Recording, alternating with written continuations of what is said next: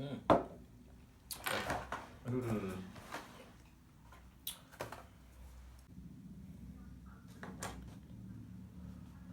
Ya,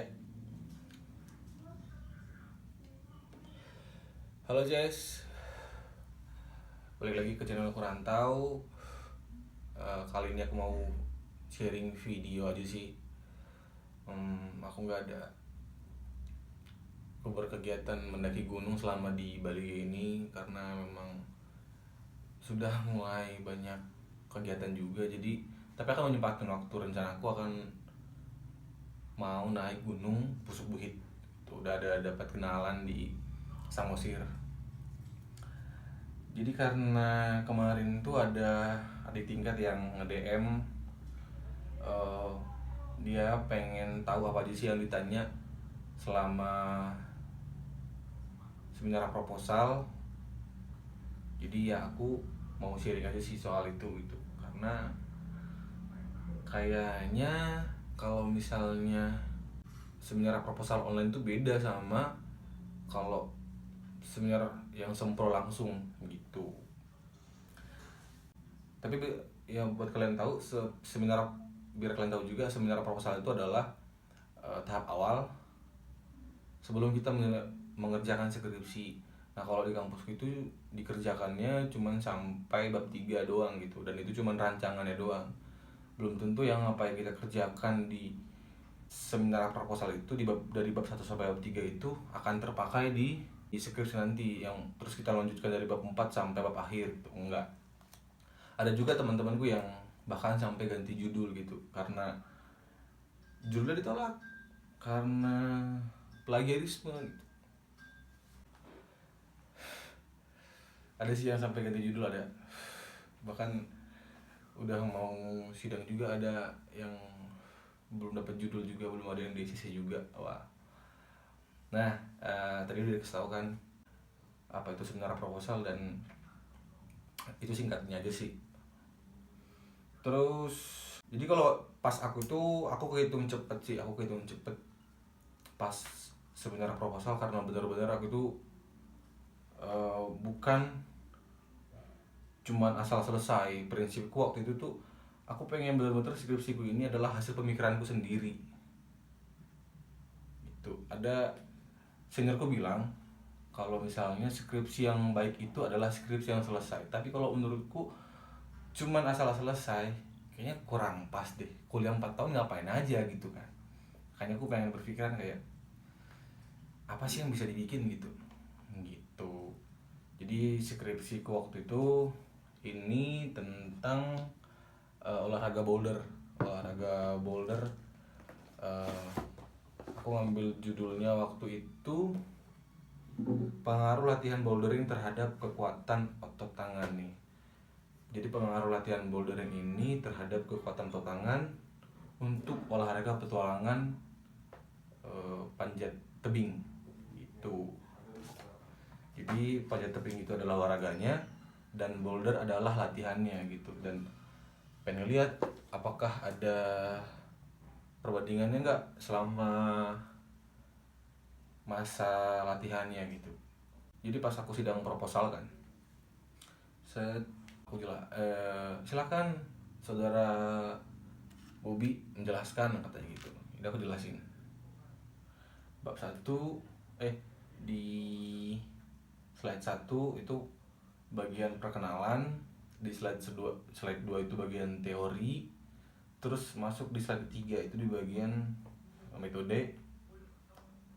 Aku menjelaskan teknik penarikan sampelnya, terus aku pakai sampelnya siapa, aku melakukannya ini di mana, karena memang skripsiku waktu itu tuh eksperimen. Jadi tempatnya dikasih tahu di mana aja, terus frekuensi latihannya berapa kali seminggu. Jadi kalau misalnya frekuensinya 3 kali seminggu latihannya gitu, frekuensi latihannya itu aku menargetkannya 16 pertemuan.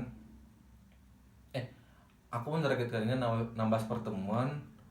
Terus frekuensi latihannya selama seminggu itu berapa kali gitu, apakah 3 kali seminggu, apakah 2 kali seminggu gitu kan. Terus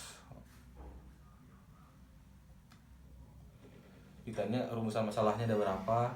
Nah biasanya di kampus itu minimal 2, gak boleh 1. Rumusan masalah itu minimalnya 2. Jadi kalau misalnya kayak kemarin tuh aku pengen lihat apakah terdapat pengaruh olahraga bouldering ini terhadap kekuatan otot tangan, itu 1 kan. Terus kedua, seberapa besar gitu. Jadi dilihat berapa besar pengaruhnya gitu, berapa persen pengaruhnya. Ntar ada di bab 4 di bagian analisis data gitu kalau nggak salah ya. Nah nanti juga ditanya uji apa aja yang dipakai gitu. Uji homogen, cuman uji homogen doang kah, uji apa aja dipakai, karena tiap-tiap penelitian tuh beda-beda pengujiannya gitu. Terus populasinya siapa, terus teknik pengumpulan datanya. Kan teknik pengumpulan data ini kan macem-macem ya, ada yang angket, ada yang langsung survei ke lapangan.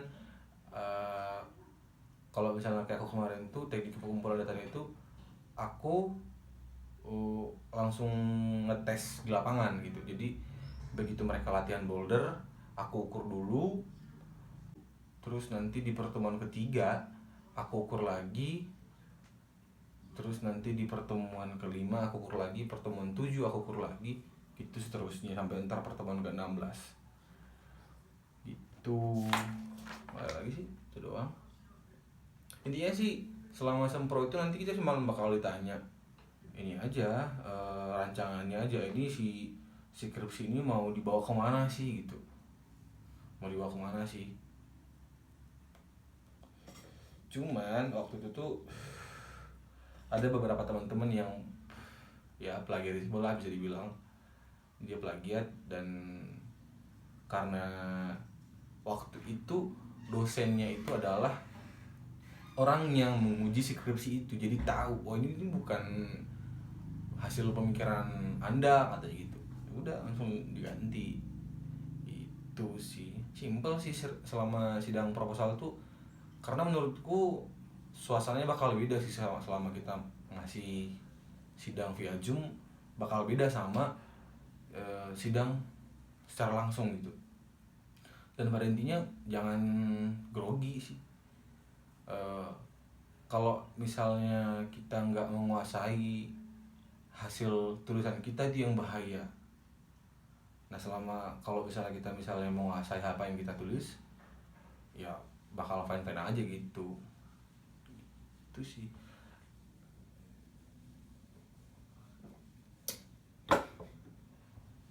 Mungkin itu doang pertanyaannya tadi. Judul bakal tanya metodenya apa aja, lokasinya di mana, populasinya siapa aja, teknik penarikan sampelnya itu gimana, terus desain yang dipakai gitu, itu apa desain yang dipakainya. Kalau terus ini latihannya, kalau misalnya kayak aku kemarin eksperimen, ini berapa pertemuan gitu. Kalau olahraga itu setahu ya, ini menurutku, koreksi kalau salah, kalau misalnya olahraga itu dosenku pernah bilang dia itu minimalnya 16 pertemuan gitu. Cuman ada jurnal yang waktu itu ku cari-cari, bisa ada yang cuman 12 pertemuan kalau untuk yang eksperimen melihat perkembangan gitu kan. Ada juga, cuman aku nggak dapat waktu itu, jadi cuma 16 pertemuan doang gitu kan. Dan waktunya yang kau habiskan waktu itu ngerjain cuman 3 bulan gitu. Terus rumusan masalah ya, ini rumusan masalah ini minimal 2 gitu. Nah kemarin tuh sempat tapi itu sidang antar aja deh, aku bikin di konten selanjutnya itu aku ntar ngebahas soal sidang skripsi. Terus nanti kalau misalnya ditanya kan rumusan masalahnya nih, contoh nih kemarin aku juga ada ngasih satu judul ke adik kelasku, jadi judulnya itu analisis efek mendaki gunung. Terus kalau misalnya dosennya itu nanya tentang rumusan masalah, Aku bikin rumusan masalahnya ini adalah tentang kebugaran fisik dan kerjasama, rumusan masalahnya. Terus nanti kalau misalnya ditanya nih, intinya sudah punya instrumen. Ini instrumennya apa? Instrumen untuk mengukur kerjasama ini udah ada belum? Udah paten belum gitu kan? Nah kalau misalnya belum, nanti bakal diuji dulu gitu. Kan bakal ribet lagi. Kalau misalnya pengen yang tinggal penelitian, ya udah, nggak usah harus diuji dulu. Apa sih namanya, uji validitas kalau nggak salah, ada uji validitas, ada uji validitas ada uji validitas untuk melihat apakah instrumennya ini sudah baku apa belum gitu. Terus kalau misalnya kayak di sini kan aku bikin rumusan masalahnya itu kebugaran fisik dan kerjasama, yang nanti tinggal bilang aja gitu. Di sini saya pada intinya Pak ingin melihat efek dari olahraga pendakian terhadap kebugaran dan kerjasama tim. Gitu aku bilang kemarin, siapa yang namanya, Stoke, ingat kayaknya orang Stoke. Itu cuman banyak kok, banyak metode penelitian yang bisa dilakukan gitu. Cuman khususnya kalau misalnya kayak aku ini yang di jurusan Penjas, biasanya seniorku tuh banyak yang ngambil eksperimen gitu, banyak yang ngambil eksperimen di tahun kemarin tuh. Pas aku sharing sama ketua prodi, katanya jarang ada mahasiswa yang mengambil soal pengukuran gitu. Jadi katanya 5 tahun ke belakang gak banyak mahasiswa yang mau mengambil penelitian tentang pengukuran otot gitu. Mau itu otot tangan, otot dada lagi, otot lengan, otot tungkai, jarang banget gitu. Makanya pas aku ngasih tahu ke ketua prodi skripsiku ini, terus instrumennya memang sudah baku gitu dan perlu alat, makanya mereka langsung si ketua prodiku ini langsung respect dan langsung nyediain alatnya itu kalau nggak salah namanya hand grip dynamometer. Itu aku lupa apa lagi sih, gitu doang sih. Ya mungkin segitu aja lah yang bisa aku bahas kali ini. Makasih udah nonton, semoga apa yang aku bilang tadi itu bermanfaat buat kalian. Iya sih, pada intinya sih kalau mengerjakan skripsi itu ataupun proposal itu cuma satu sih kok dariku. Kerjakanlah skripsimu minimal 1 paragraf 1 hari, minimal 1 paragraf sehari, itu doang cukup. Karena aku tuh pernah buka laptop dari jam 8, ini jadi curhat ya, tapi udah gak apa-apa lah. Jadi aku tuh pernah buka laptop mengerjakan gitu dari jam 12 sampai jam 8 malam tuh, tapi gitu-gitu aja, nggak bertambah si lembar halaman yang nggak bertambah skripsinya gitu, karena aku habis mencari ini aja, mencari jurnal-jurnal yang pentingnya aja. Itu mencari jurnal tuh itu yang bikin lama, apalagi kalau misalnya jurnalnya dari bahasa Inggris terus kita harus menerjemahkan dulu ke bahasa Indonesia. Terus kalau misalnya dalam terjemahannya itu kurang pas juga sama apa yang kita cari, ganti lagi jurnalnya, itu yang bikin lama sebenarnya. Makanya pada intinya kerjakanlah 1 paragraf 1 hari, gitu doang. Terima kasih sudah menonton, sampai ketemu di video selanjutnya. Horas.